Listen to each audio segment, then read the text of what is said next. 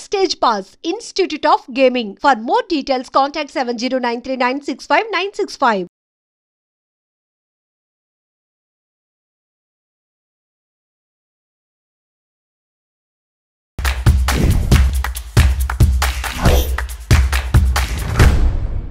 నమస్తే సార్, బెక్కం వేణుగోపాల్ గారు. నమస్కారం సార్. మధు ఏంటి సార్, ఎలా ఉన్నారు? మధు ఏంటి అంటే ప్రొడ్యూసర్గా కొంచెం రేస్లో వెనకబడ్డట్టున్నారు. రేస్ నా ప్రొడ్యూసరు రేస్ అనేది ఏంటి తెలియదు నాకు ఇంతవరకు. రేస్ అంటే బిజీగా సినిమాలు చేసేవాళ్ళు ఇంతకుముందు బిజీగా లేరని అర్థం, అంతే. ఓకే. బిజీగా అంటే ఇంతకుముందు స్టార్టింగ్ కెరియర్లో ఉన్నప్పుడు 2006లో మొదలుపెట్టిన తర్వాత ఇయర్లీ ఒక సినిమా చేసుకుంటూ వెళ్ళాను.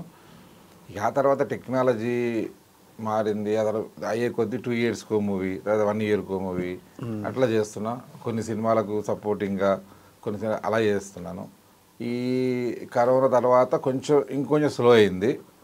అంటే స్క్రిప్ట్లు చూజ్ చేసుకోవడంలో వెబ్ ఫిల్మ్స్ చేయాలా, వెబ్ సిరీస్లు చేయాలా, ఇది చేయాలా, పెద్ద సినిమా చేద్దామంటే ఇట్లా ఉంటాయి కదా, రకరకాల ప్రాబ్లమ్స్ చూస్తే ఆచితూచి అడుగులు వేసుకుంటూ వెళ్తున్నా. అంటే ఇంకా వేరే పార్ట్నర్షిప్లలో చేయాలా, ఎలాగలా చేయాలి. ఎందుకంటే నాకు తెలిసినంత వరకు, నాకు ఊహ తెలిసినప్పటి నుంచి సినిమా ఫీల్డ్లోనే ఉన్నా. కెమెరా అసిస్టెంట్గా, ప్రొడక్షన్ మేనేజర్గా, తర్వాత ప్రొడ్యూసర్ అయ్యా. కాబట్టి సినిమా తప్ప నాకేం తెలియదు. జీవితాంతం ఇక్కడే ఉండాలనుకుంటున్నా. జీవితాంతం ఇక్కడే ఉండాలనుకున్నాడు. లాస్ట్ ఎండ్ వరకు ఇక్కడే ఉండాలనుకుంటున్నప్పుడు ఇక నాకు తొందర ఏముంది, చేసేది బెస్ట్గా చేద్దాం ఉంటుంది. ఓకే. నేను అంటే సినిమాలు తక్కువ వస్తున్నాయి కానీ ఎవ్రీడే ఆఫీస్ ఉంటుంది, ఎవ్రీడే స్టోరీ సిట్టింగ్స్ ఉంటాయి, ఎవ్రీడే స్టోరీ జరుగుతూనే ఉంటాయి. ఏదో సినిమాకి సంబంధించిన ఏదో ఒక జరుగుతూనే ఉంటాయి యాక్టివిటీస్. బట్ స్ట్రాంగ్గా రావాలని కథల మీద ఎక్కువ కూర్చుంటున్నాం. అంటే ఇంతకు ముందుతో పోల్చుకుంటే కరోనా తర్వాత ఈ ఓటీటీ ప్లాట్ఫామ్స్ రావటం వల్ల జనాల అభిరుచి కూడా మారింది.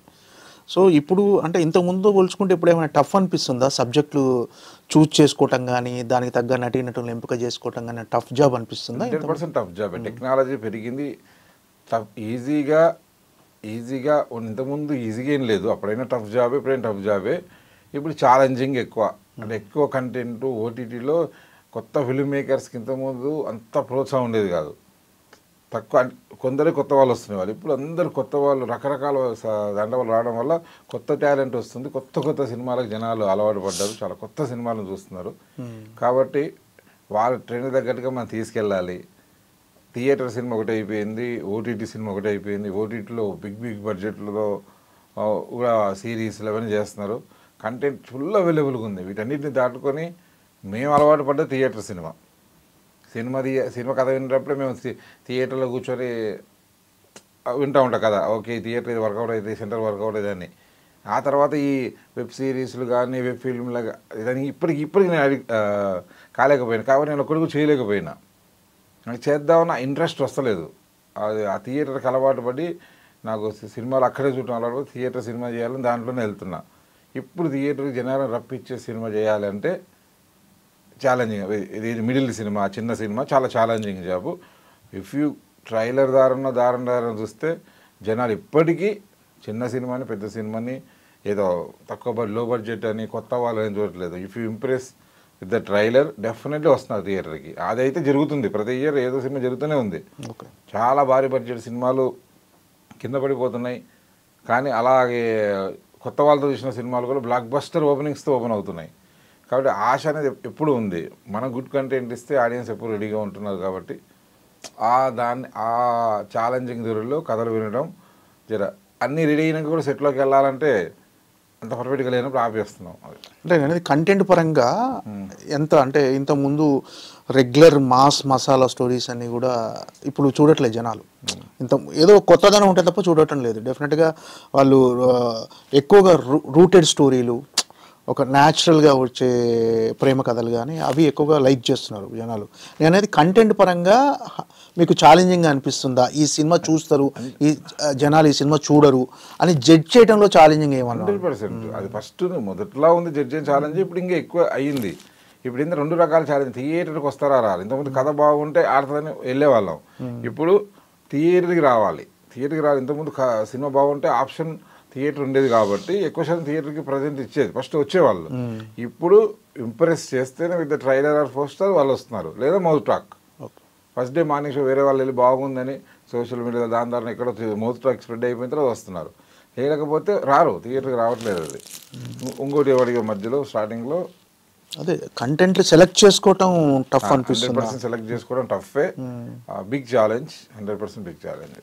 ఓకే, అంటే ఈ టాటా బిర్లా మధ్యలో లైలా దగ్గర నుంచి ఇప్పుడు మొన్న మీ సినిమా రిలీజ్ అయిన రూటీ కపడా రొమాన్స్ వరకు 20 ఏళ్ళ ప్రయాణం మీది.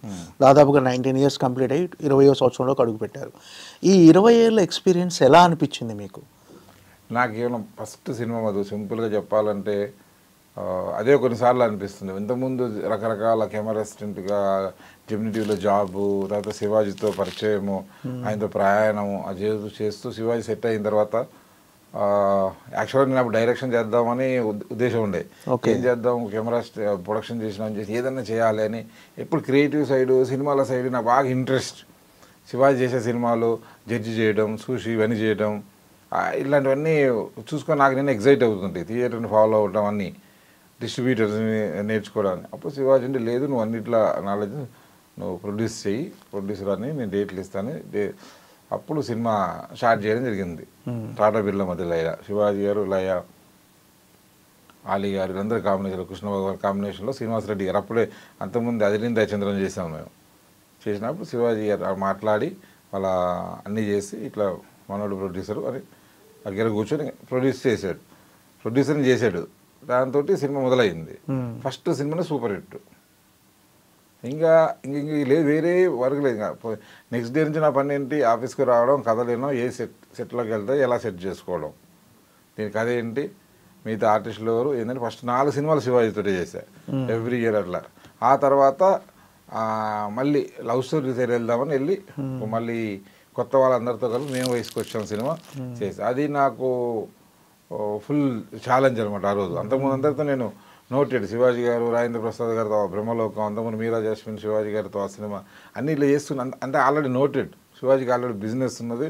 ఆ బిజినెస్ ఉన్న వాళ్ళతో చేసుకుంటూ వస్తున్నా కూడా అయిపోయింది. కానీ కొత్త వాళ్ళతోటి మళ్ళీ వెళ్తున్నా అప్పుడే 1-2 హిట్లతోటే ఉన్నాడు మన తనీష్. చేస్తున్నాం, కొత్త డైరెక్టర్ ఏంటని ఏం లేను కానీ బట్ ఆ సినిమా నాకు సర్ప్రైజ్ చేసి చాలా ఒక గుర్తింపు తీసుకొచ్చింది. దాంతో అలా అంటే సినిమా చేసిన సినిమా అయిపోయింది, సినిమా చేయడం పిఆర్ వాళ్ళు రిలీజ్, సినిమా అయిపోయింది, ఇదే జరిగింది. ఈ జర్నీ మొత్తం ఇదే ఉంది తప్ప ఓకే నాకు పెద్ద దీంట్లో చాలా సక్సెస్లు వచ్చినాయి. జర్నీలు ఎన్ని జరిగితే అన్నీ జరిగినాయి.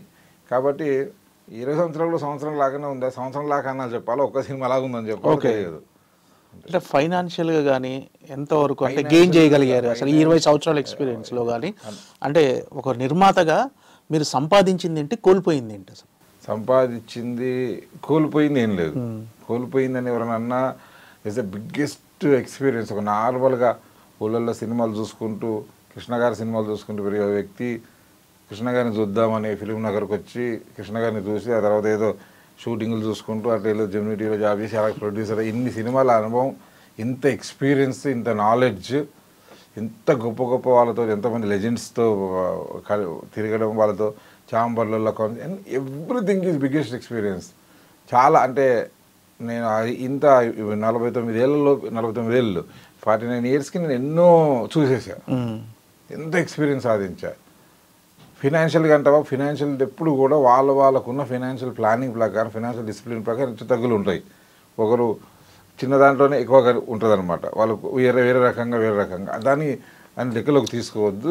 అది బ్యాలెన్స్ షీట్ ఎప్పుడు అలా వెళ్తూనే ఉంటుంది. ఎంతో అనుభవం వచ్చింది. ఇంకా 10-15 సంవత్సరాలు సినిమాలు తీయగలన్న జడ్జిమెంట్తో ఉన్నా, కంపల్సరీ తీయగలుగుతాను, రన్నింగ్లో ఉంటానన్న జడ్జిమెంట్తో ఉన్నా.